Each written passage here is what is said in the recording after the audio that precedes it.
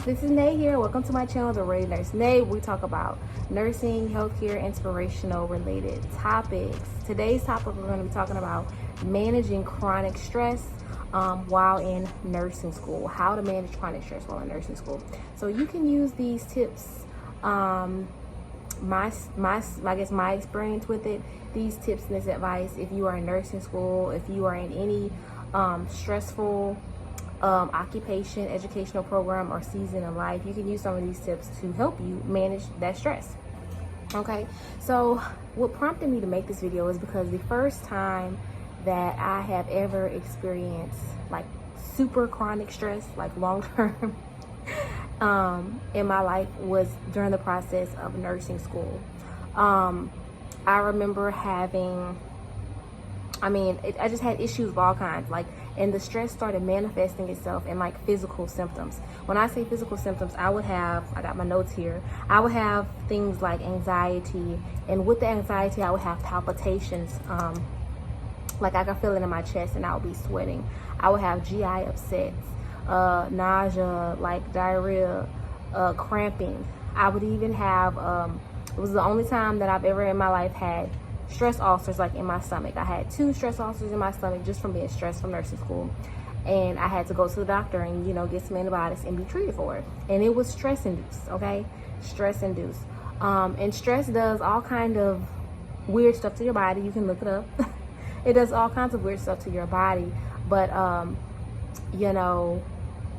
that can affect your physical body, your mind, your mental well-being. It can just affect everything, and you have to find ways to manage it and cope with it, because life is still going on. You can't let the stress like overtake your life. You got to find ways to manage it and to deal with it. Another thing I dealt with while in the most stressful times in nursing school, even like insomnia, not being able to go to sleep because I'm stressed, worried about all the stuff that I have to do the next day.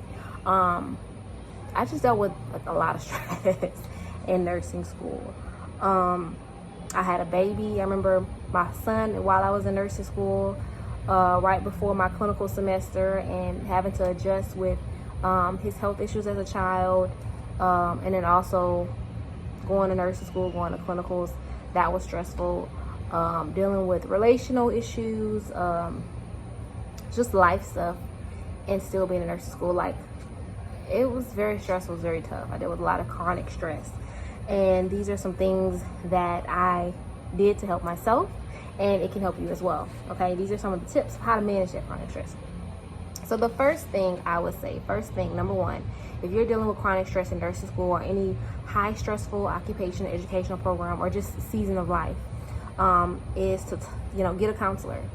Get a counselor, talk with a counselor, and kind of get it out.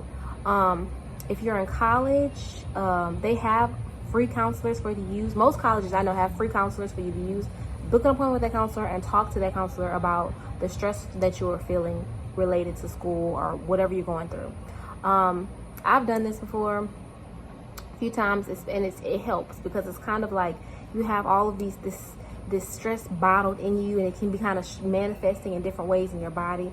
And to be able to book an appointment with a counselor and talk to the counselor about what's going on, you kind of release it and get it off of your chest, versus just holding it. And when you're holding something in like that, it can harbor you. You're holding it in your brain, holding it in your mind. It can harbor you from learning the stuff that you have to learn. It can impair with your ability to concentrate, to and remember things that you need to remember for important tests. So booking an appointment with a counselor, or even talking to a trusted friend, get that out of there, helps get it off your chest, right? And they can give you advice on how to manage stress and things like that as well. Another thing would make an appointment with your primary care provider and take medication if you need to. There's different type of anti-anxiety medication. There's short-term anti-anxiety medication, like the type of medication that you take and it works right away, and you can use it maybe if you have test anxiety right before you take a test. You can use it maybe if you are afraid of planes or something right before you get on the plane for a trip. There's that type of medication, which is short-term. You might use it for those 1 or 2 things, and then you may not use it the rest of the year. And then there's long-term, which takes 3 months to work, but it kind of like helps to balance the chemicals in your brain for a long period of time. So you kind of have to make an appointment with your primary care provider and decide which is best for you. This is the first time in my life I've ever taken short-term anti-anxiety medication, because I had got into such a stressful, chronically stressed state of just, palpitations, insomnia, of all of the normal stress that I have to take and to deal with as far as being a wife and a mother, taking care of a home, working a job, trying to be healthy and sane for myself, and then also on top of that having nursing school, and studying and learning this very detailed information that I'm going to use into my career as being a nurse. There were certain moments and points in time during my nursing school journey where that became so overwhelming. I made an appointment with my primary care doctor. I'm like, I need something to work short term, and so I got a little prescription, and I would use it short term for different things. Maybe if I was so nervous or whatever, thoughts racing and stuff the night before a test, I would take half of the med before and kind of calm things down and be able to go to sleep. Or if I was just overwhelmed from just, I'm having to clean up, I'm having to do this, I'm having to tend to this, help my son with his homework, having to do this, tend to my, having to do all these things, I would take a half of a pill and just calm down. And that way it kind of calmed me down enough to where I'm able to still do what I need to do. And they have short term. Like I said, the short term, I might use 1 or 2 in super stressful situations and then not use it at all the rest of the year. So you got to meet with your primary care doctor, get you some anti-anxiety medication or something that can help you for whatever situation or state you are in your life. Okay. The next thing I would say is get testing accommodations. A lot of schools, colleges, schools, jobs, whatever, offer testing accommodations, which means if you have any type of neurodiversity, if you're in that neurodiverse group, or if you have a physical or learning disability, you can get accommodated testing, which means you can get extending testing for exam times, and that can kind of help you take some of that stress off of just like testing anxiety. A lot of times you have to talk with your teacher or whatever, your school, to see if you have to fill out a form or something and turn that in, and you can get that accommodated testing if you are part of the neurodiverse community.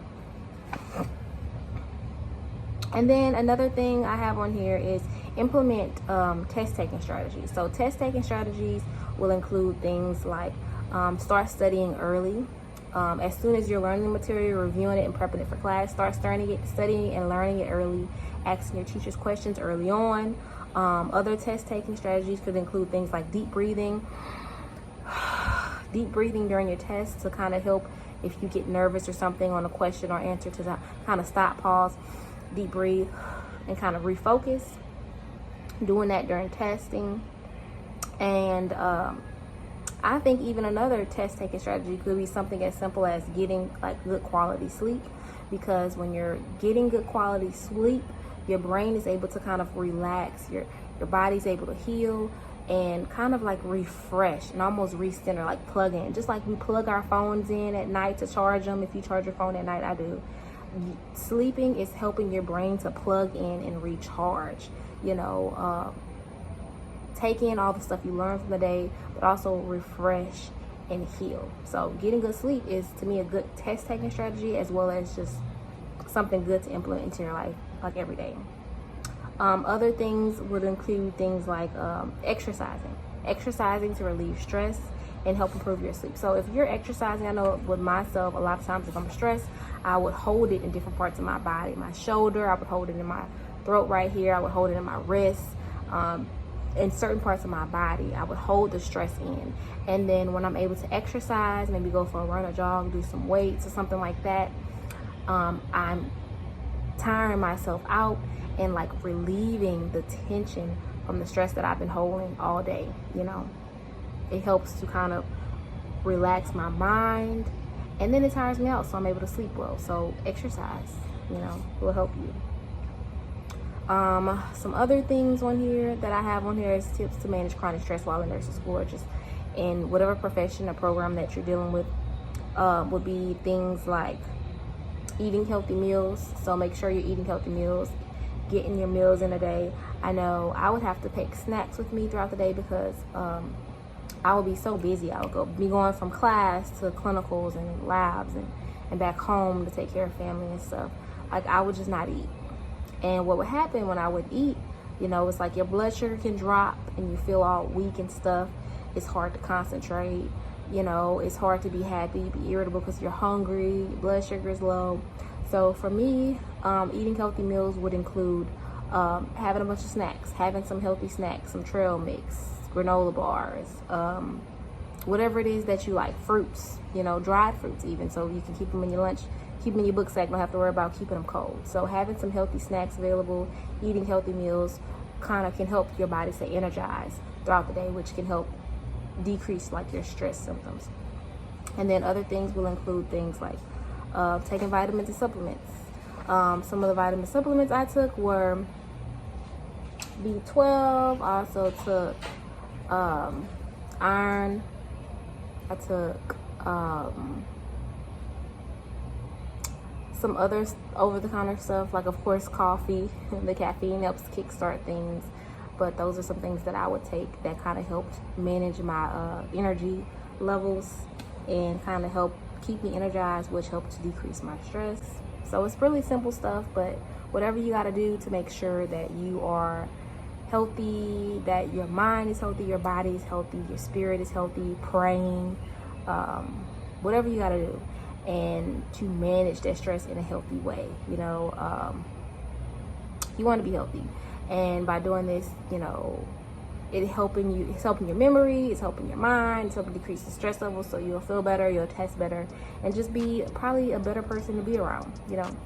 So I hope this was helpful. If you guys have any other tips that you guys do to manage chronic stress, go ahead and drop them in the comment section.